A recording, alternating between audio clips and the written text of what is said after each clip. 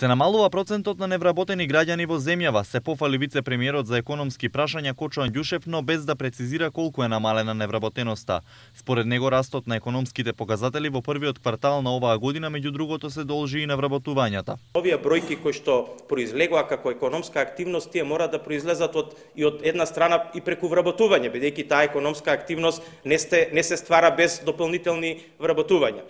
Така да бројката е позитивна, со други зборови процентот на невработеност паѓа, но јас не би сакал да импровизирам да ви кажам точна бројка и доколку сакате и писмено ќе ве информираме која е таа точна и прецизна.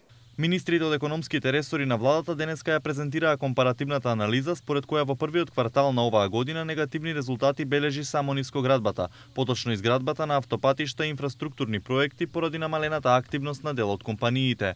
Во споредба со лани годинава се очекува раст на земјоделството за околу 7%, на преработувачката индустрија за 6%, на услужните дејности за 10%, како и на градежништвото во високоградба.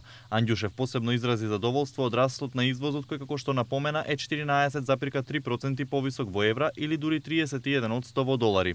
Што се однесува до ниската реализација на капиталните инвестиции, министерот за финансии Драган Тевдовски порача дека тоа се должи на подолго и посоодветно планирање на проектите со цел да не се повторат грешки од минатата власт. Тоа беа оние споменици, жални врби, фасади.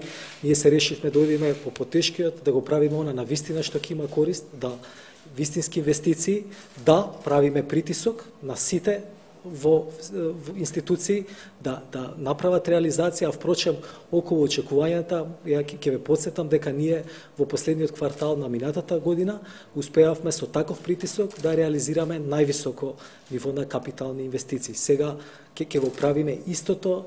На ова реагираше опозицијската ВМРО-ДПМН, од каде тврдат дека презентираните бројки од владата се повеќе политика отколку вистински економски резултати и наука. Граѓаните кои мачат со растот на цените на масло и ефектите од спиралата на инфлација најдобро го чувствуваат по својот джеп економското цунами кое го носи власта на Заев. Заев и Анѓушев успеаа да си обезбедат енормен раст на своите бизниси, но ја вратија 100 години назад економијата. Наместо напредок за државата донесоа стагнација, уназадување и крах, а сопствените бизниси ги проширија и на одледување на марихуана и на ископ на глина и на милионски тендери со државните компании, пишува во соопштението на ВМРО-ДПМН. Инаку овие економски анализи за првиот квартал се однесуваат на периодот од 1 јануари до 30 април годинава, а беа презентирани по повод една година од работата на владата во која според Анѓушев целта била да се врати економијата во нормална рамка наместо да се прикажуваат виртуелни бројки и проекти.